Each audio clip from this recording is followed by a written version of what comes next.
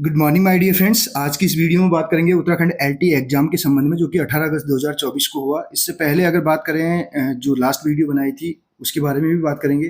तो सबसे पहले मैं एक ही चीज़ कहना चाहूँगा, ये मेरी हम्बल रिक्वेस्ट है उन साथियों से जिसको पसंद नहीं है वो स्किप कर सकते हैं, और इसके बावजूद अगर जिसको नहीं लगता कि यहाँ पे ऑथेंटिक इन्फॉर्मेशन शेयर की जाती है तो चैनल को अनसब्सक्राइब कर सकते हैं, क्योंकि मैं कभी भी ऐसी चीज़ें ना शेयर करता हूँ और ना चाहता हूँ जिससे कि हमारे जितने भी साथी हमसे जुड़े हैं उनमें नेगेटिविटी कहीं से कहीं तक देखने को मिले। लेकिन कुछ फिर भी मैं ऐसे कमेंट्स देखने को मिल रहे थे जो कहीं से कहीं तक ऐसा नहीं लगता है कि वो टीचिंग लाइन से यहाँ पे किसी भी प्रकार का वास्ता रखते हों वो साथी जिन्होंने यहाँ पे कमेंट्स किए हुए थे। तो इसके बावजूद मैंने वहाँ उसकी चैटिंग को ऑफ करना ही बेहतर समझा। तो इस वीडियो में मैंने जो क्वेश्चंस बना रखे हैं उसके बेस पे ओवरऑल हम यहाँ पे एनालिसिस करेंगे पेपर का। अगर आपको पसंद आए तभी इस वीडियो को आगे देखिएगा, अदरवाइज आप स्किप कर सकते हैं। मैं फिर से कह रहा हूँ, उस वीडियो में मैंने कहा था किसी की भावनाओं फीलिंग्स के साथ खेलना हमारा उद्देश्य कहीं से कहीं तक नहीं रहता है।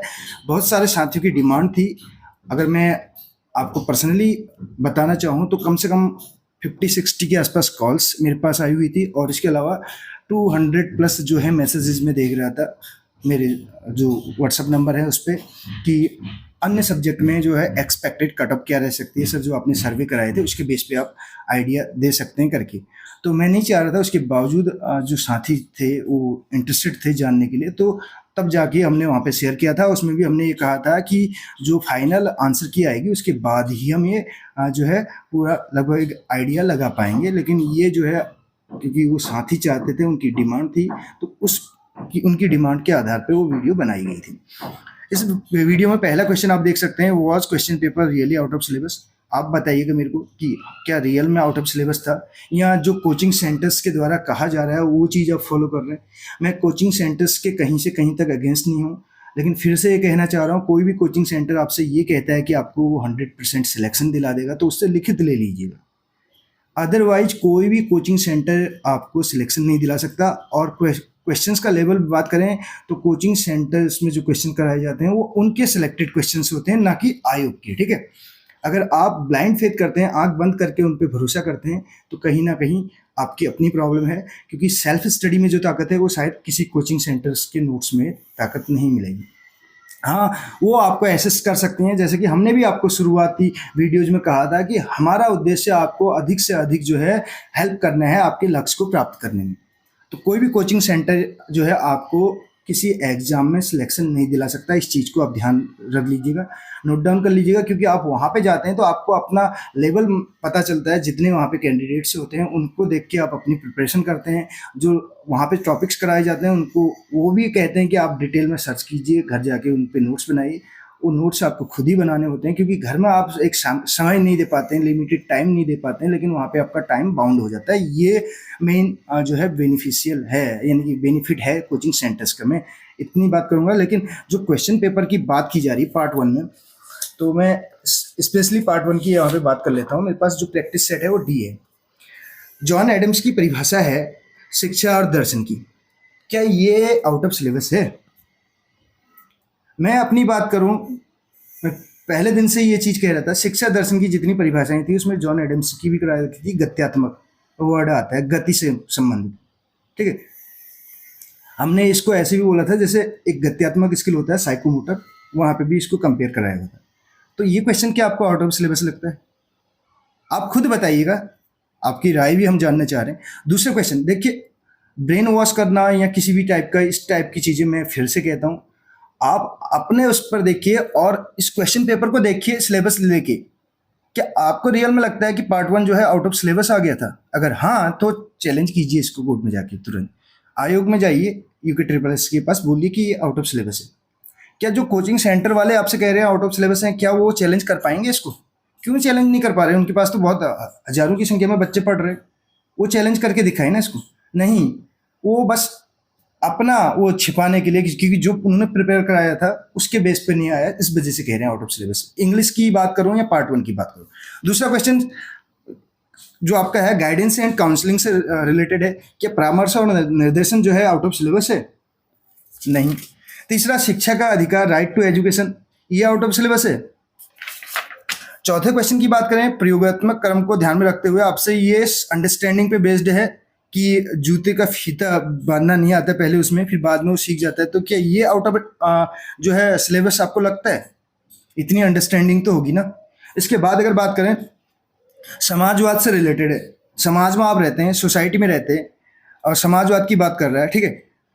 तो इसमें ये क्वेश्चंस आप इसको चेक करिए, ये आपको आउट ऑफ सिलेबस लग जा रहा है, क्योंकि सोसाइटी में रह के ही तो आप एजुकेशन देंगे या लेंगे ना।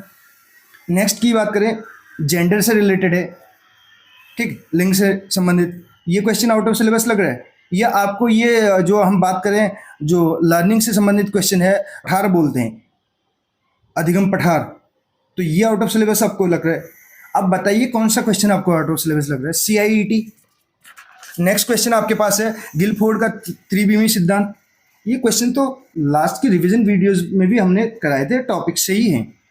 और लैंग्वेज की बात करें तो लैंग्वेज वाला क्वेश्चन तो सीधे सीधे आप कर सकते हैं। एक दो क्वेश्चन को अगर छोड़ दिया जाए जो आप आउट ऑफ सिलेबस, जो बहुत सारे साथी कह रहे हैं, जो कह रहे हैं कि आउट ऑफ सिलेबस दे दिया, मैं देखिए फिर से बात कर रहा हूँ, आप ये क्वेश्चंस का लेवल आप खुद चेक करिए तब जाके बात करिएगा, क्योंकि किसी भी चीज़ का कोई बेस होना जरूरी है, ठीक है।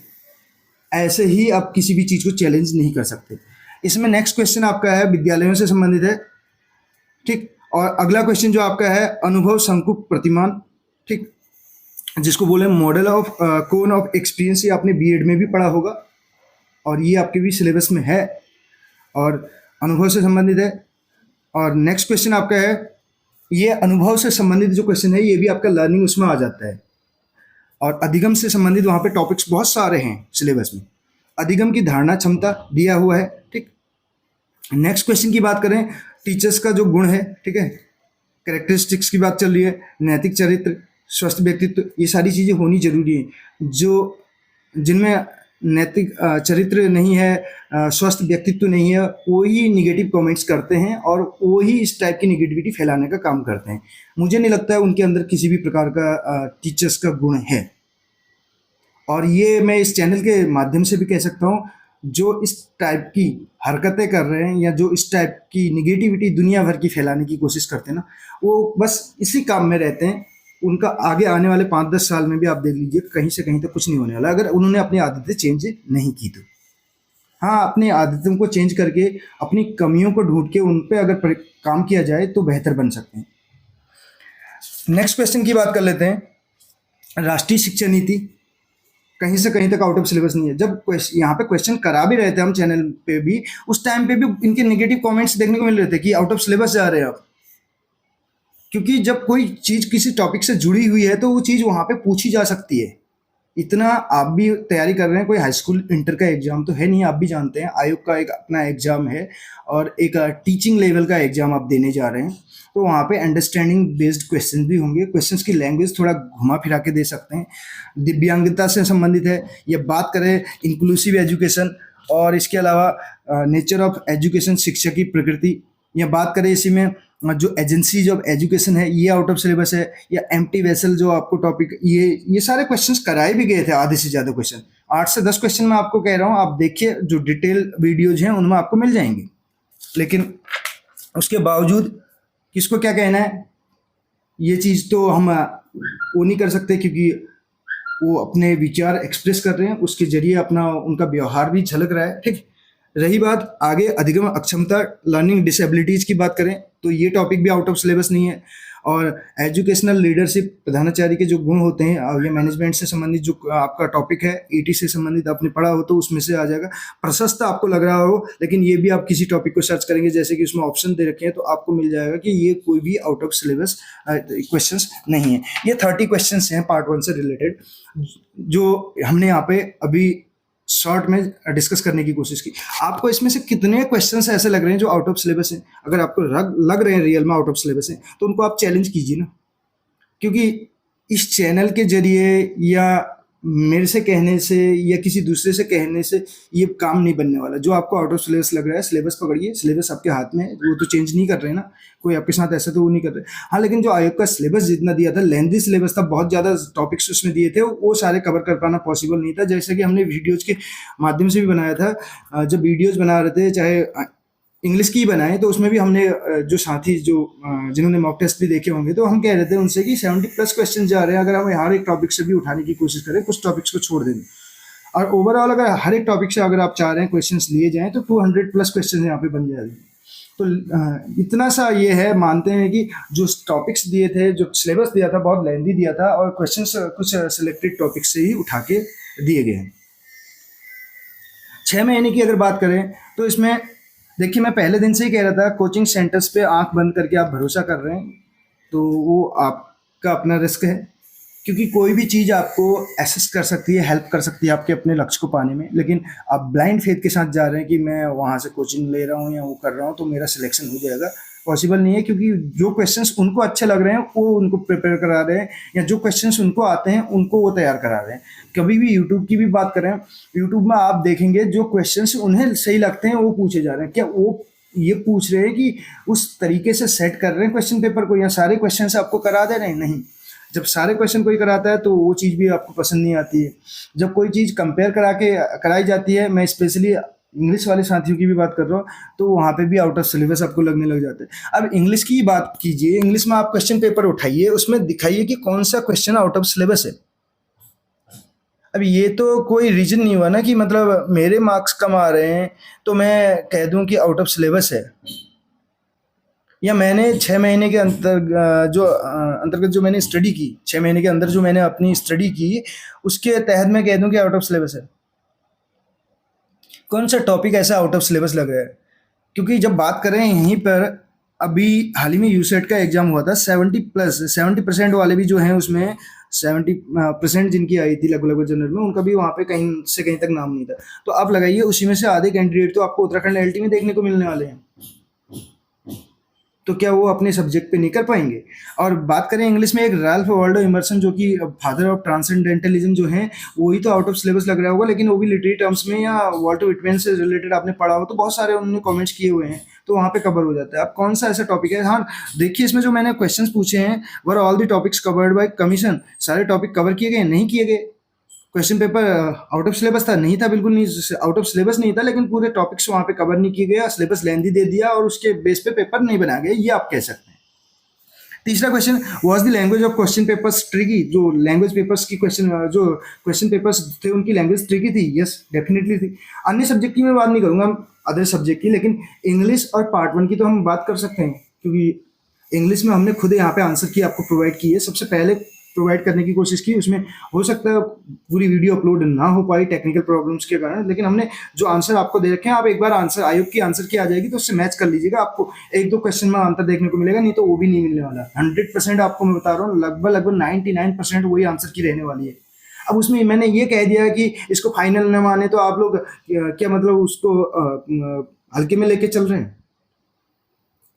क्योंकि जब यहाँ पे टॉपिक्स की स्टडी कराई जा रही थी, और जो साथी कह रहे हैं कि 40 प्लस आप कह रहे थे इंग्लिश में, आप देखिए ना, आप जिन्होंने चैनल को शुरू से फॉलो किया है या जिन्होंने हर एक टॉपिक को देखा, अब मॉक टेस्ट लगा के किसी के 40 प्लस अगर आ जाते तो वो तो वैसे ही ले आते ना। मॉक टेस्ट के लिए भी तो आपको स्टडी करनी पड़ेगी, प्रॉपर स्टडी आपको करनी पड़ेगी, उसके लिए टॉपिक्स को पढ़ना पड़ेगा। ऐसे नहीं कि तुक्के में आपके 40 प्लस आ जा रहे हैं यहाँ पे तो वहाँ पे भी 40 प्लस आ जाएंगे। एग्जाम का प्रेशर कुछ और होता है, वहाँ पे आते हुए भी क्वेश्चन गलत हो जाते हैं। ये सारी चीज़ें ध्यान देनी है, और दूसरे पे सवाल ना करके खुद का लेवल चेक करना है, खुद को बेहतर बनाना है। क्योंकि कब तक दूसरे से बहस में आप जीत सकते हैं, लेकिन क्या आप टेस्ट निकल जाएगा बहस करने से किसी से? लैंग्वेज जो है ट्रिकी थी, ये हमने तीसरा पूछ रखा है। हाँ ट्रिकी थी, घुमा फिरा के दिया था, जैसे बहुत सारे क्वेश्चंस रैंडमली आप चाहते थे कि नोबेल्स की सेटिंग क्या होगी, आप लिख देते उसमें मलगुड़ी, लेकिन ऐसे नहीं आएगा, घुमा फिरा के आ रहा है। अन्य उसकी देखिए जो लैंग्वेज ऑफ कॉमन मैन की बात आ रही है तो वो भी घुमा फिरा के आ रहा है, लेकिन इसको आउट ऑफ सिलेबस तो नहीं कहेंगे ना, सिलेबस के अंदर से ही है। और रही बात last question, level of question paper थोड़ा सा टफ था, इतना भी नहीं कहेंगे। अभी उसमें भी बहुत सारे साथी 70-80 लेके आ रहे हैं। अभी आप देखना जब आंसर की आ जाए उसके बाद, या जब कट ऑफ यहाँ पे जारी होगी तब देखिएगा। अब इसको हम अपनी स्टडी के बेस पे चेक नहीं कर सकते। अब जो एनालिसिस हमारे द्वारा किया गया उसमें कहा जा रहा है कि सर्वे किस स्तर से कराया आपने, क्या आपसे पूछ के सर्वे होगा?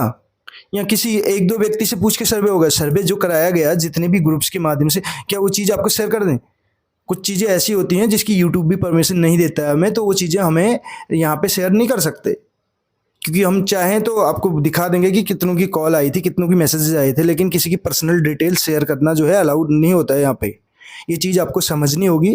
और उसके बावजूद अगर आपको नहीं लग रहा है वीडियो में कुछ ऐसा है ऑथेंटिक, आपको मिस गाइड किया जा रहा है, मिसलीड किया जा रहा है, तो आप जाइए, आप चैनल को, मैं कह रहा हूँ, अनसब्सक्राइब करिए। आपको कोई ज़रूरत नहीं है ऐसे चैनल को सब्सक्राइब ही क्यों करना है जहाँ पे आपको नहीं लग रहा है कि कुछ आपको कुछ फ़ायदे की चीज़ें आपके बेनिफिट से संबंधित नहीं है, आपको कुछ भी फ़ायदा वहाँ से नहीं हो रहा है। नहीं तो जो कोचिंग सेंटर्स ने जो कोर्स 10 से 15,000 या 20,000 में जो कवर कराया है वो फ्री ऑफ कॉस्ट यहाँ पे प्रोवाइड किया गया। उसके बाद भी अगर आपको डाउट है ना, देखिए कुछ तो लोग कहेंगे, लोगों का जो है वो तो एक आदत है ना, कुछ ना कुछ कहेंगे, वो आप सही करेंगे तब भी कहेंगे, नहीं करेंगे तब भी कहेंगे। लेकिन फिर भी कह रहा हूँ, किसी की जो फीलिंग्स को हर्ट करना ना उद्देश्य था, ना रहा है और ना रहेगा इन फ्यूचर भी। एक लिमिटेशन में रहना पसंद है और मैनर्स फॉलो करते हैं हमेशा। और रही बात कोचिंग सेंटर्स की, तो मैं किसी के बारे में कुछ बुरा नहीं कह रहा हूँ, लेकिन टोटली उन पे डिपेंड करना भी सबसे बड़ी मूर्खता है आज के दौर पे। वो टीचर्स जो हैं आपको गाइड कर सकते हैं, आपको असिस्ट कर सकते हैं, वहाँ पे आपको एक प्लेटफॉर्म दे सकते हैं, लेकिन टोटली डिपेंड रहना भी तो कहीं ना कहीं नुकसानदेह है। और जब 10 से 15,000 रुपये खर्च कर ही रहे हैं हम लोग, तो 10 से 15,000 में आप बुक्स लीजिए ना, आप देखिए आपके पास एक लाइब्रेरी बन जाएगी। इतनी महंगी भी बुक्स नहीं आती, 500-700 की रेंज में बुक्स आपको मिल जाएंगी, ज़्यादा से ज़्यादा मैक्सिमम जो वो रहेंगी। कुछ को छोड़ दिया जाए तो कुछ 1000 के आसपास हो सकती हैं। जैसे लिटरेरी टर्म्स की बात करें तो आपको वो, अगर एम एच अब्राहम की आप खरीदते हैं इंग्लिश में, तो वो आपको महंगी बैठेगी। अदरवाइज आप इतनी भी अगर बुक खरीदते हैं 10-15,000 में ना, तो असल में अच्छे से आप भी कोचिंग जो है प्रोवाइड करने लग जाएंगे, क्योंकि बुक्स से आपको सटीक नॉलेज मिलेगी, डिटेल में मिलेगी। और यूट्यूब चैनल या अगर उसकी बात करें, कोचिंग क्लासेस में इतना कर पाना पॉसिबल नहीं होता। 5-6 महीने में, 5-6 महीने आपको लग रहा है, 5-6 महीने नहीं हो, 1 घंटा है, 1 घंटे में, 1 घंटे के टाइम में भी आपको कितना समय उसमें मिल पा रहा है वो देखिए आप। तो ज़्यादा इस बारे में बात नहीं करूँगा, क्योंकि पसंद भी नहीं है ज़्यादा फालतू की बकवास करना। पसंद आती है ठीक है, नहीं आती है तो तुरंत स्किप कीजिए और चैनल को अनसब्सक्राइब करिए और आगे बढ़िए। ठीक है, थैंक यू सो मच।